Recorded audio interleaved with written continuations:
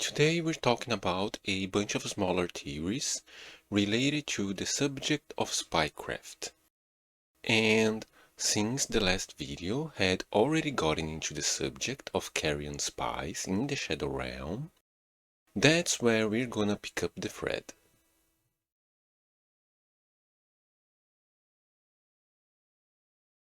The DLC introduced Commander Gaius, the Wild Boar Rider, but he didn't come alone.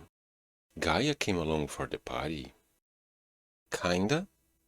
Like, she's name dropped by his items, but she's kind of nowhere to be seen, right? Well, she's only ever mentioned in the line Gaius was the most senior disciple of the same Alabaster Lord who taught Radahn and Gaea gravitational technique. Now, Gaius is described in English as a warrior of Albinauric extraction, but the original Japanese just says he's an Albinauric, period. So, since Elden Ring is in the habit of naming siblings with similar names, then Gaius and Gaea were probably Albinauric siblings, right? And given all female Albinaurics are wolf riders, then that also makes the rider in the shack past Gaius's arena the first one that comes to mind. The problem is that that rider doesn't use any gravity spells. That's the one thing the game tells us about Gaea. She studied gravity techniques. If that wolf rider were Gaea, she'd definitely use gravity against us. But she doesn't, so she ain't. And, judging by the fact she drops Gaia's pants, I think she's more likely to have been his lover than his sister. Like, he came out of the shack to fight us and forgot to put his pants on? You know? Like, yeah. Well, but if that's not Gaea, then who is? The only female Albinaurics that stand out from the crowd are Latenna, Loretta, and Philia, the young yet towering sister sleeping next to Wardina, all of whom are noticeably not named Gaea and never seen using gravity for anything. But then there's Latenna's dead companion in the temple quarter next to the academy. Like, they all work for Miquella, right? The Wolf Riders. And the dead one is even associated to Castle Sol via the ice-ringed hatchet found nearby. They're all part of the same delegation sent to the academy by Miquella. But here's the catch. That dead Albinauric Wolf Rider isn't actually an Albinauric. Or at least she doesn't seem to be. Like, she has the same underboob, plate armor, the same ankle and wrist guards, the same robes and color patterns. The only thing she seems to be missing is the chainmail.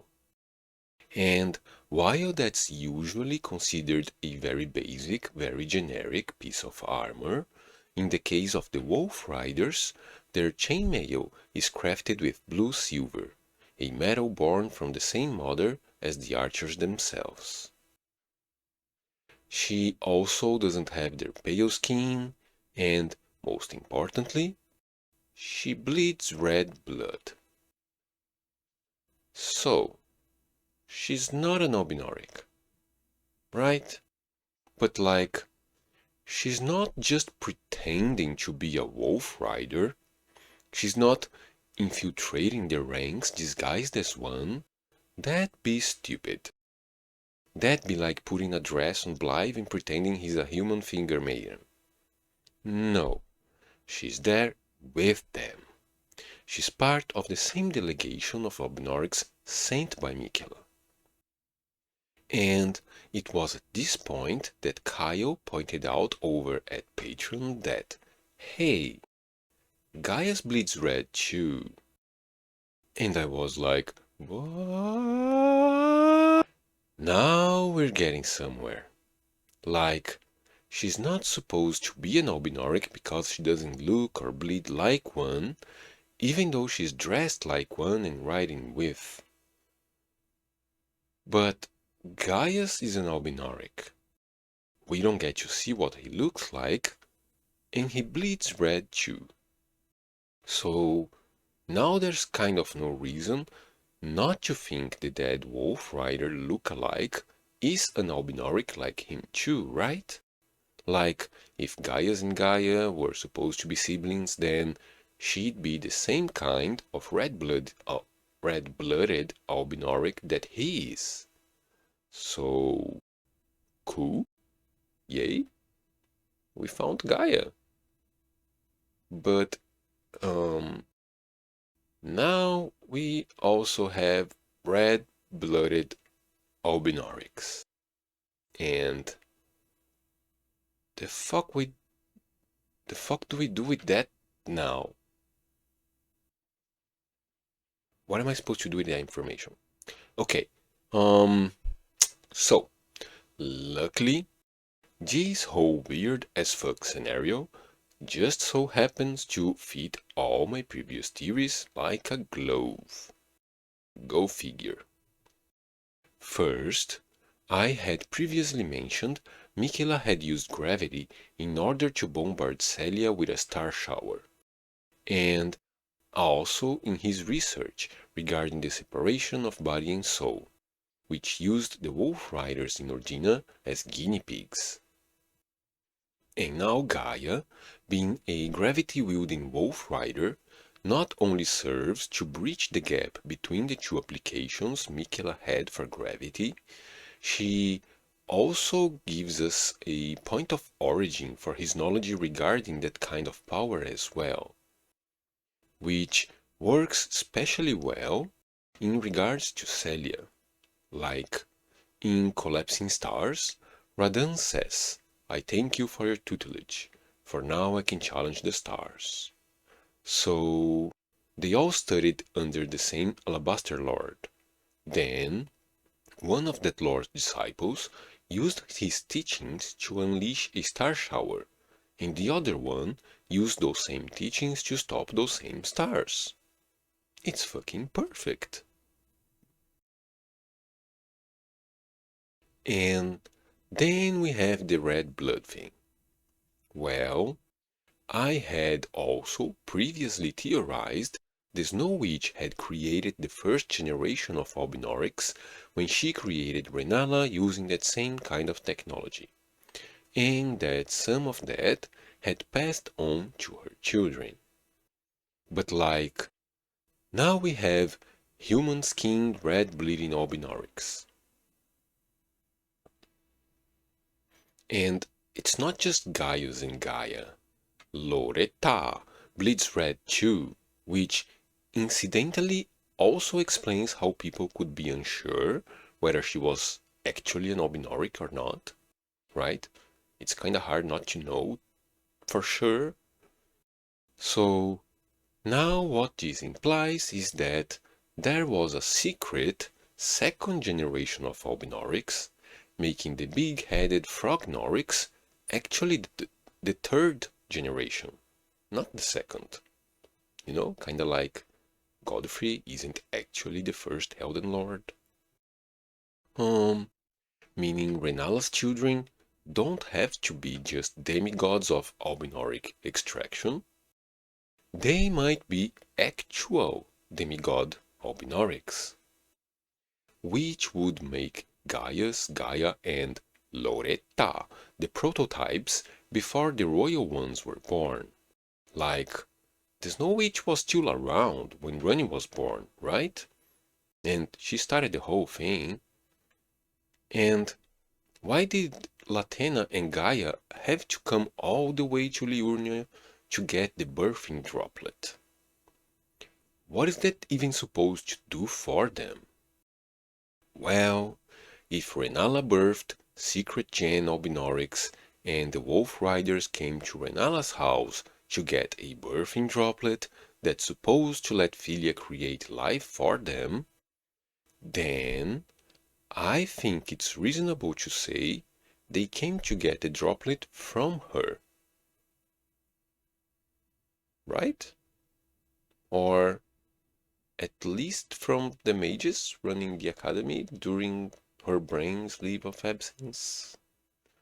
The birthing droplet is the secret ingredient that lets towering first-gen Albinaurics birth secret-gen Albinaurics that can pass for humans. That's their path out of persecution, right? Their descendants will be no longer perceived as a minority, a different group. And like, that doesn't have to change the interactions between Radagon and Rennala inside their bed chambers. It's just, it wasn't really his seed that pollinated her flower. You know? And lastly, there's that bit from my Shabriri video where I talked about how Miquella would have transferred Nanaya's primordial crystal into Irina. I know this sounds like nonsense if you haven't watched that video, so please watch that video if you may. And I wasn't sure at the time about how he would have found out where Marika had hidden that crystal in the first place. But I was pretty sure the answer to that question was part of the answer to a bigger question. That being of how did Miquella know so much about the Shadow Realm? Like, the Shadow Realm is kind of supposed to be a secret, right? Kind of. And there's no indication Miquella participated in the crusade in any capacity, but he knows the place exists. He knows Mesmer was there, he knew about the sealing tree, the fissure, the tower. That's a lot of very specific information not a lot of people seem privy to. Well, at the end of the last video, I talked about the Carians spying on Mesmer and possibly being snitched on by Gaius, who was supposed to be a member of the Carian forces there, but was also a friend of Mesmer and leader of his men. But if he's an Albinauric, sleeping with a wolf rider, with a wolf rider's sister, and all wolf riders work for Miquella now, then was he spying on all of them for Miquella? Like, did he befriend Mesmer just to spy on him? And did he betray the Carians because he works for Miquella, so fuck the Carians? Or, at the very least, the Wolf Rider he was shacked up with could have been the spy, right?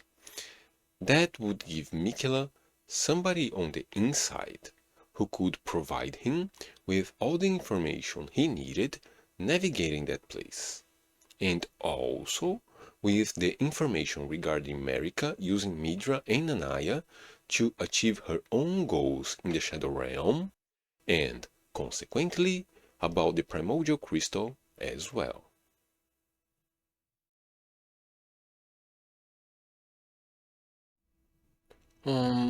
Miquella had largely delegated the fight against Ranni to the Academy, but he also deemed it worthy to keep an eye on her as well. I mean, she is an Empyrean, after all. Seluvis likely worked as a spy for Miquella prior to becoming a puppet, as I have explained before, and there's also the candle tree in the Mistwood, leading people to the rune bear related to Miquella's research, which I had mentioned in my Miquella's master plan video. The thing about that tree is that that's not all we can find in the Mistwood ruins. You can also find Blaidd there, on the hunt for Darriwil, whom he calls a traitor. So, first, we must note that if this is where Blaidd is looking for Darriwil, then those ruins are most likely that Bloodhound's last known location. And second, for Darriwil to have become a traitor to Ranni and Blaidd, that means he was previously an ally, right? You have to,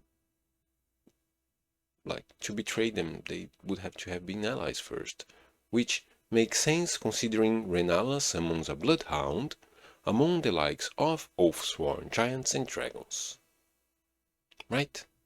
And giving Miquella's candle tree leads you to his last known location, which also happens to coincide with an area of interest for Miquella due to the presence of a rune bear and all the freaking Trina's lilies scattered around those ruins. Then I think the implication is that Darriwil, weird name, betrayed the Carians in favor of Miquella, for whom he worked as a spy.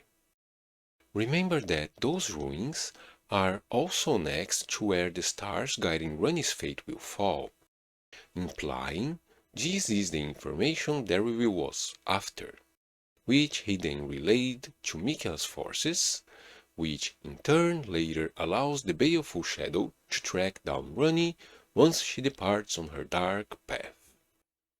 With the baleful shadow, as previously explained, being either Miquella or Malenia's shadowbound beast, of course, and yet another example of a Bloodhound knight, another one, not Darriwil, who was possibly under the service of Miquella, is the one we fight before meeting Latenna.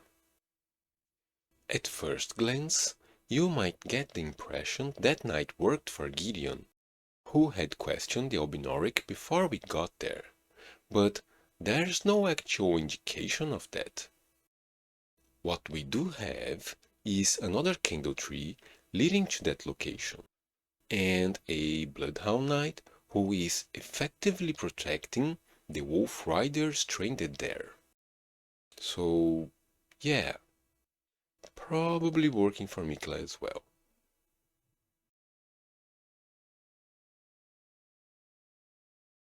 Okay, let's start with a full disclaimer that the following theory is very speculative. Okay? Okay. So, slumbering eggs are thematically associated with Miquella and Saint Trina via the sleep motif, and arguably through the never hatch/eternal youth motifs too. And the owls that lay these eggs are a bit sus, in my personal opinion, on account of their glowing eyes. Now, I've seen people explaining those eyes away with the extra runes mechanic, which grants enemies a similar effect, but that's a rare occurrence in most enemies, while owls just get glowing eyes as a rule. It's different. And then there's the Mirage Rise, a hidden mage tower with an academy seal in the heart of the Altos Plateau, in the same area where academy marionettes overlook operations in the Altos Tunnel, another location I had previously linked to Miquella. In the tower, you find the Unseen Blade and Unseen Form spells, which are tools of subterfuge, and a dead mage holding slumbering eggs. Please look at this scenario. That is Saruman. That mage is Saruman, and the owl's eggs are Palantirs, and the owls themselves are cameras? Oh, they're spying on you. They're spying on you. Everywhere you go, they're watching you. And the Academy is a member of Miquella's Grand Alliance. And the owls are associated with sleep, this dude's Saruman, and Miquella is Sauron. That's what this is. That's what this is. And I was totally not paranoid trying to track the location of every single goddamn owl and what the fuck they were looking at. And I didn't see the patterns there. I didn't. Oh no, I didn't. I'm not crazy. You're crazy.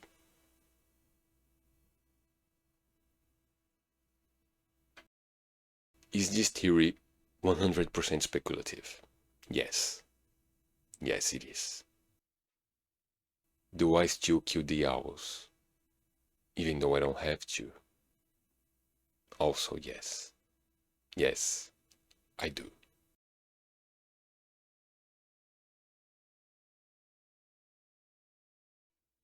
As previously mentioned, Seluvis likely spied on Ranni for Miquella, which is the reason she turned him into a puppet in the first place.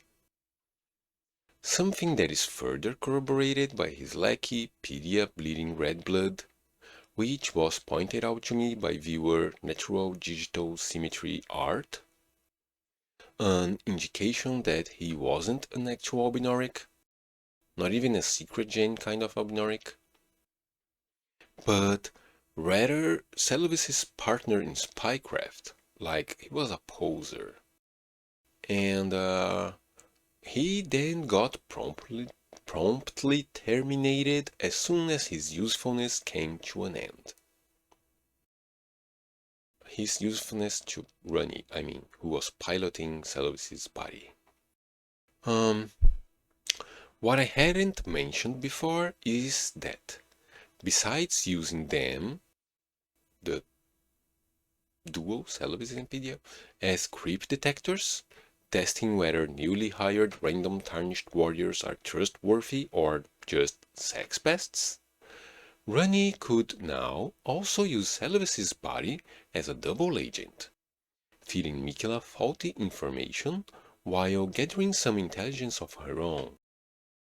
This could explain how Ranni attained rudimentary control over the power of sleep, which isn't usually associated with her, and something that is clearly demonstrated in the Church of Ella, where she conjures a purple mist that puts Kalé to sleep, and also subtly hinted at by the sleep-inducing giant crab in Caria Manor. Oh, and PDSLs. I think PDSL's slumbering eggs too. Fuck.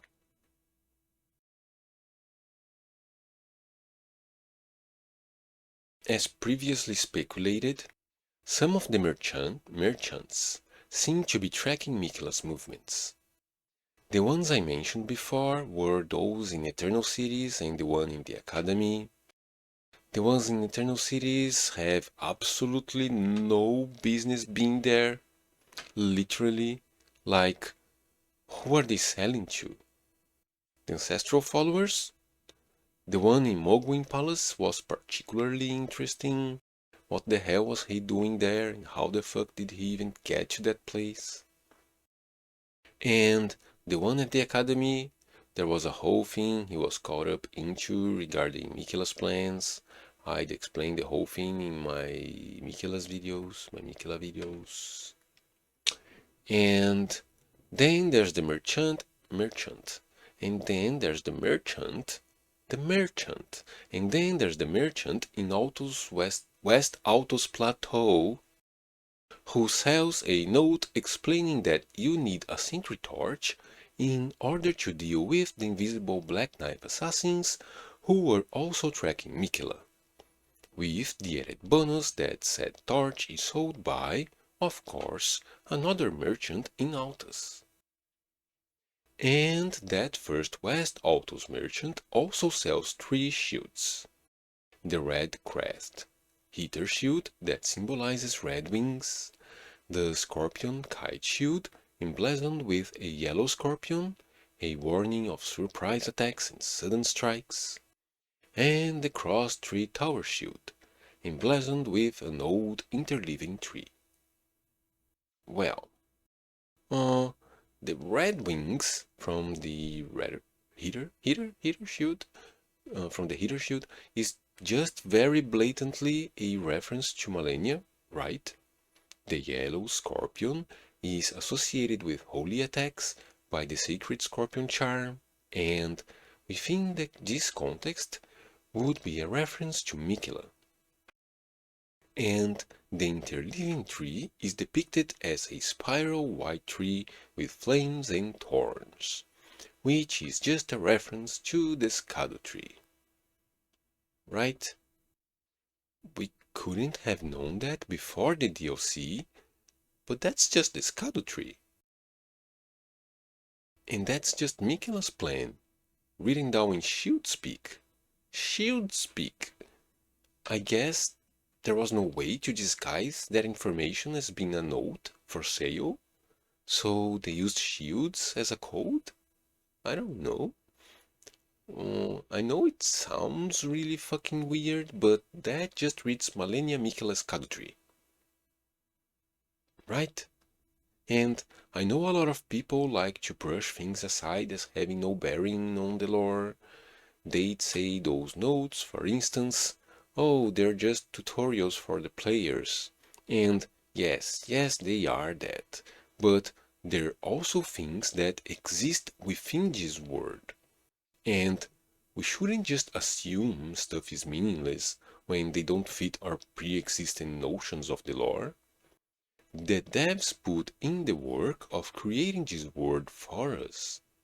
The least we can do is take the time to consider the implications of what they put in it. Right? Okay, now, lastly, on the subject of merchants, given Kalé worked directly with Blaidd, that means the merchants tracking down Miquella were possibly spies under Ranni's service. Like, at the very least, Kalé himself was working for her, right? He shares a secret greeting with Blaidd. His telescope is an astrology tool used by members of the Carian royal family, and Ranni reveals herself to the Tarnished in the Church of Ella. And I don't mean to generalize the other members of his clan, but if they're spying on Miquella and Ranni is spying on Miquella and Kalé works for Ranni, I just think it's reasonable to assume the others are working for her too. All of this, of course, taking into consideration my previous theories that Miquella had been to the Frenzied Flame conscription and had plans of using the Chaos Flame.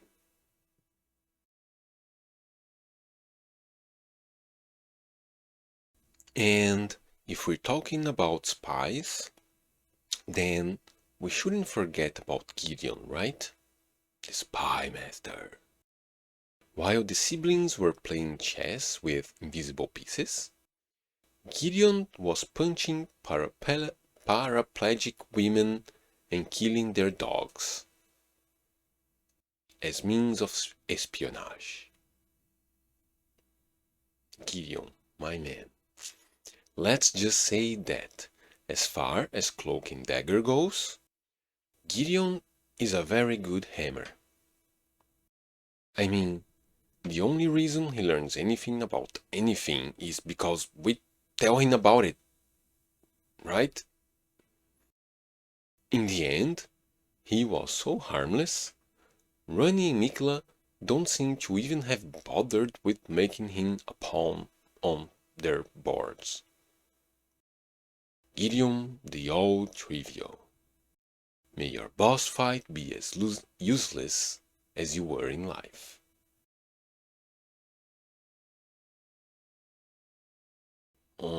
Also, given the subject at hand, you may be expecting me to talk about Rogier, like he explicitly asks you to spy on Ranni for him. I'm sorry, the thing is I'll be talking about him in a later video, about Fia, so yeah.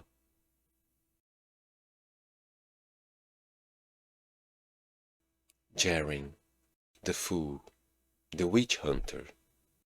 His contemplative demeanor contrasted by his roaring speeches and eccentric appearance, his tale of loyalty toward his friend, and the reckoning he would visit upon the graven witch, all come together to create a truly memorable NPC among a host of remarkable characters.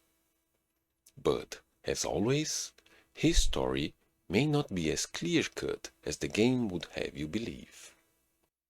Given the circumstances, most people assume Jerren's duty was to Radahn above all else, since they are said to have sworn an oath of honorable death to one another, which is presented as the reason for him to hold the Radahn festival. And from there, many also speculate his grudge against Selene may be connected to Radahn somehow. But despite everything these characters say, and whatever is said about them, the facts, I believe, are telling a different story. For starters, if Jerren's goal is to have Radahn die in battle, then why does he have to wait for the stars to align? Why not hold a never-ending festival instead? Take a page from the Russians and throw bodies at the problem until the problem drowns in the blood of your men. Easy. But no, he has to wait for the stars to align. And what does it even mean for the stars to align anyway? Also, he says, "You've helped me fulfill an old promise when you assist him against Selene, but if he was so hell-bent on killing her, and if he knew where her body was being kept, then why wait? Whenever the festival isn't happening, he just sits there, bored to death. Just go and kill the goddamn witch." But no, once again, he needs to wait for the festival to be complete and for Radahn to be dead before he can make a quick trip to kill a helpless witch chained to a wall. And just in case you think he's not waiting for Radahn's death to kill Selene, Iji corroborates my argument by telling you, after you've killed Radahn, now the time has come to remind him of an old promise made. With the stars of fate set into motion, a certain sorceress is dispossessed of her immortality. Finally, we can be rid of a long-standing carrion weed. And, lastly, if he's a witch hunter, then why isn't he hunting Ranni the witch? Sounds more like a Selene hunter than a witch hunter to me. There are way too many holes in the standard interpretation, and I think we can do better than that. Jerren and Radahn may have been friends, but his loyalty doesn't have to end there. Radahn was a carrion, and the facts, I believe, indicate Jerren's loyalty extends to Ranni as well. Perhaps even above all else. Let's start with the alignment of the stars. What's that all about? Well, according to my theories, Miquella's Grand Alliance had planned to blast Celia with a star shower, but Radahn arrested the movement of the stars and stopped most of it. Right, we talked a little about that in the Gaea section. And we've seen what happens when Radahn dies, right? Without his power to hold them in orbit, the star shower falls to the ground in Nook's Lingrave. But that point of impact isn't random. They don't just create a crater, they fall in the exact spot that opens the way to Nokron and Ranni's dark path that only she may tread. Airplane? I was listening to the recording of the last video. You couldn't hear the car, I don't think, but airplane? Where was I? The Starflower. It hits in the precise location that will lead you straight into that city. The same location where we first met Blaidd and where he was looking for Darriwil, the traitorous Bloodhound Knight. And if those stars eventually align, that means they're moving. They had been drifting aimlessly overhead ever since Radan stopped them. Right? They're not always aligned, they become aligned, so they're moving. But when their trajectory aligns with the location Ranni needs to gain access to, they can release the star shower and use it as a tool to advance their goals, rather than a randomly misplaced weapon of mass destruction. Right? If they align, the trajectory aligns, and the point of impact isn't random. Right? So the reason for Jerren to wait for the stars to align before starting the Radan festival seems to be so they can control the outcome of the inevitable star shower that follows. Okay, and how do they even know the stars have aligned? Ranni and Rennala are moon sorcerers, not master astrologers. How are they supposed to tell when the stars align? Rennala is also kind of unable to perform those kinds of duties right now, and Ranni is rather busy as well. Well, E.G. is a blacksmith, Jerren is a fool, Seluvis is a puppet, and Blaidd is a dog. So, they turn to Selene instead. It should not be forgotten that glintstone sorcery is the study of the stars, after all. On the quest to find a way into Nokron, Seluvis sends you to Selene, whom he had asked to look into the matter some time ago. But Ranni is Seluvis, right? She's puppeteering his body, so she used his body to help Selene escape the persecution instigated by her own family. Had her tracking the stars this whole time, had Blaidd looking for another way in the meantime, and when Selene finally gave the go-ahead, they set Plan A into motion along with 100 low-orbit warheads. And we can actually see the general area of the impact from the Mistwood Deepwell elevator when it's going up and down, which is how Selene was able to determine the trajectory the star shower was supposed to take, I guess, and the reason she's stationed nearby to begin with. Jerren can't kill Selene anytime he wants to, because he needs to wait until her usefulness toward her Ranni has been spent, just like Pedia. Selene's death isn't about Radan himself. She's a threat to the Carians as a whole.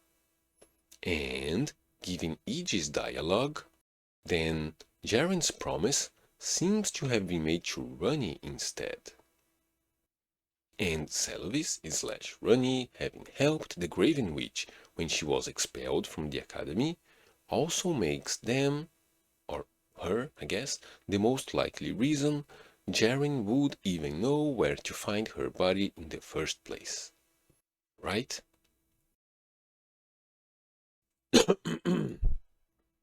And finally, we have just one more question in need of an answer here. Given the witch to relative ratio among the Carians, why was a witch hunter a guest of the Carian royal family to begin with? Well, something interesting about Jerren is that he's a bloody finger.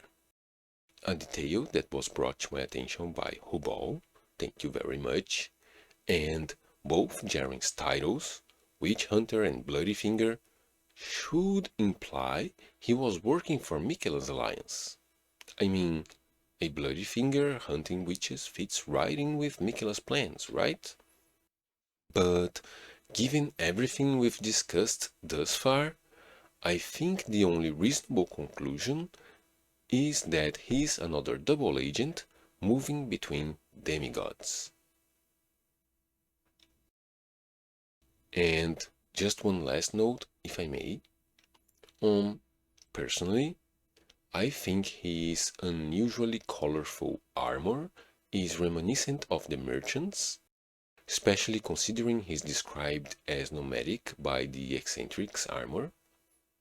And since some of the merchants have established a relationship with Ranni, it's possible Jerren was previously a merchant himself, or at least related to them, which could explain how he came into contact with the Carrions too.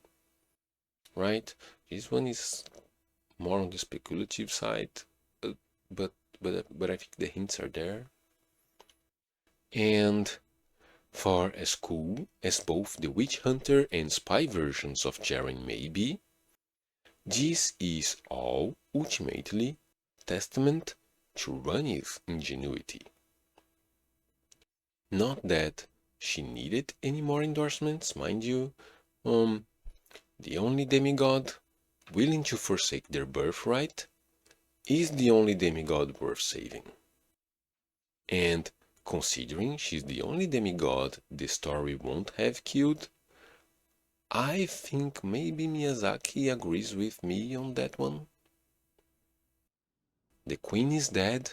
Long live a 1,000-year journey into an age of stars. Well then, shall we?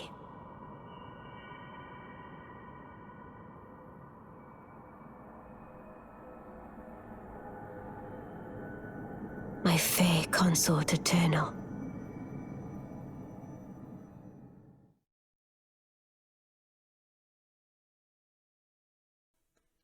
Okay, another video done. This one, I like some of the individual theories, like the one about Gaea, but I think the whole package is what interests me the most. Like, it helps to add another layer of complexity to the world building that I think is pretty cool. Did you like any of them? Any of the individual theories? Are eggs Palantirs? Was everything well explained enough? Are eggs Palantirs? Today's question from Patreon comes from Kyle, who asked me whether it was actually Pyria puppeteering Seluvis and whether he could have tampered with Selen's body. Well, we talked about it in this video, right? And that's an interesting idea, but given the trigger for Seluvis and Pyria's dolls is Ranni leaving, then I think she's still the more likely candidate here. Like, she lives inside a doll, and the dolls Pyria was looking after turn on him. She's just more of a puppet master than he is. And there's all the other arguments I made in this video as well. And regarding Selen's body, I think the mages at the academy turned her into a graven mess. Like, Rennala can't do rebirths anymore after we took the rune from her. There's no more sweetings around, and other mages were turned into graven masses too, which presumably happened without her participation. So it's not really the same kind of rebirth. I don't think it's something else, a different kind of ritual, technology, technique. Rennala is absent from her duties. The mages are left to run the academy in her stead, and she's left as just a figurehead. And like, the Karens are the tied to Lengdale, right? And Selen tried to take over the academy, but the mages just kind of stopped her from taking power away from them. I think it's the natural progression of events here. Okay, I'll keep the outro short this time. I think that's that. Thank you all very much for watching, as always. A special thanks to my patrons, Sinclair Lore, Balan, Liu Vampire, Sam D, Hubal, Taylor Reed, Medium Hat Logan, Derp, Devo, Brain Douche, Mr. Pudding, Kyle Van Reaper, and Tom Sparks. Until next time, stay safe and see you around. Bye bye.